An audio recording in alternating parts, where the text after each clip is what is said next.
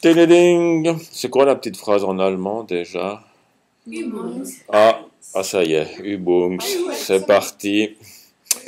Donc nous allons voir le principe des tracés automatiques avec Illustrator. Et pour ceci, nous avons fait un nouveau document et nous allons importer quoi? Je vais prendre ceci dans les exemples que j'ai fait hier avec les graphistes première année. Ils sont là, modèle particulier. Il y a un truc qui s'appelle automatique. Et dans le truc, vous ne mettez pas le feu là. Hein. Automatique, il y a un truc qui s'appelle cheval. Alors si je prends le cheval et que je mets la coche modèle, et que j'importe, dans ce cas-là, je ne peux pas faire de l'automatisme. Je suis obligé de le dessiner avec la plume ou le crayon, comme on a fait pour l'Amérique du Sud, etc., etc. Ce qui est très compliqué. Maintenant, un dessin comme ceci n'a pas besoin d'être absolument précis. Donc, nous allons faire de l'automatisme. Je vais supprimer ce modèle. Et plutôt que d'importer un modèle, on va l'importer sans la coche modèle.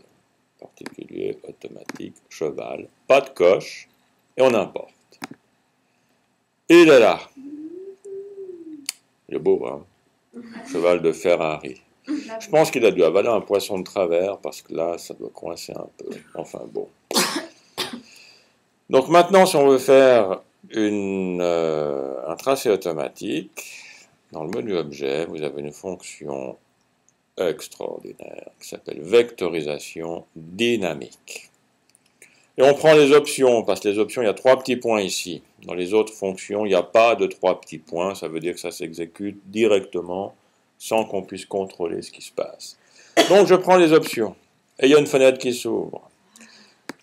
Et c'est quand même bien quand la fenêtre s'ouvre, surtout en plein hiver. Et l'aperçu est là. Avec la petite coche aperçu, ça nous permet de voir le résultat qu'on va obtenir. Si j'enlève la petite coche, voilà ce que j'ai avant. Et on voit bien les petits pixels carrés qui sont tout au bord ici. Et quand je mets l'aperçu, j'ai plus de pixels carrés.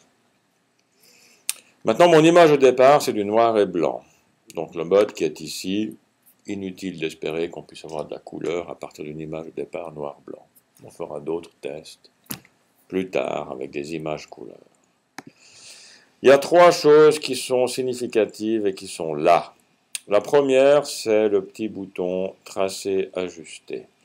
Et ce petit bouton donne accès à un curseur. Et ce curseur permet d'aller jusqu'à une valeur qui vaut 10. Ça va de 0 à 10.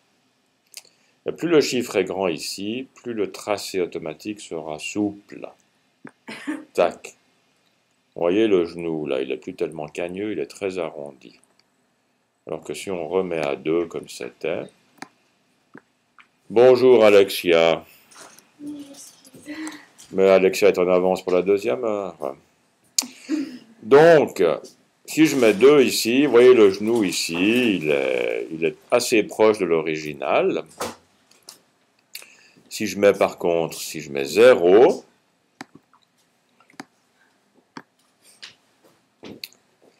on a de nouveau un tracé qui est très accidenté parce que la vectorisation va essayer de suivre tous les pixels carrés. Ça nous fera quelque chose qui sera très anguleux. Donc le chiffre 2 qui est là, c'est une valeur déterminée par l'expérience, un paramètre empirique comme on dit. C'est une valeur qui convient pour la plupart des dessins. Voilà le premier point que je voulais mentionner. Maintenant la zone minimale, 10 pixels. Cette valeur qui est là veut dire que les petites tâches qui sont plus petites que 10 pixels vont disparaître à la vectorisation. Si j'augmente la valeur ici, et ça va loin, ça va jusqu'à 3000, et si j'augmente la valeur, puis que je mets 600 pixels, ça veut dire que les petites tâches qui sont plus petites que 663 pixels, elles vont disparaître, puis il n'y a plus l'œil, il n'y a plus les petites tâches ici. Donc on peut déterminer les éléments à prendre en compte avec la valeur qui est là. Donc si on met 10 pixels, comme c'était proposé comme valeur empirique, Ça signifie que les petites tâches, quand on scanne, qui sont en principe petites, elles vont disparaître. Et on peut augmenter ou diminuer ceci. Maintenant, l'angle d'arrondi, là il y a aussi un paramètre qui varie beaucoup. Eh ben, très sincèrement, je ne sais pas du tout ce que c'est. Faute professionnelle. C'est l'acuité de l'inflexion, pas de l'inflexion, l'acuité de l'inflexion dans l'image d'origine qui correspond à un coin dans le résultat de vectorisation. Voilà, j'ai compensé ma faute professionnelle en vous décrivant ce qui était indiqué. Bien. Hein? Parfait. Donc maintenant, je vectorise. Et à partir de là, dans la palette des calques, j'ai une indication comme quoi mon dessin a été vectorisé. Alors dans la prochaine vidéo, je vais vous montrer ce qu'on peut en faire de cette vectorisation, parce que c'est aussi ça le côté passionnant. Allez, je m'arrête là.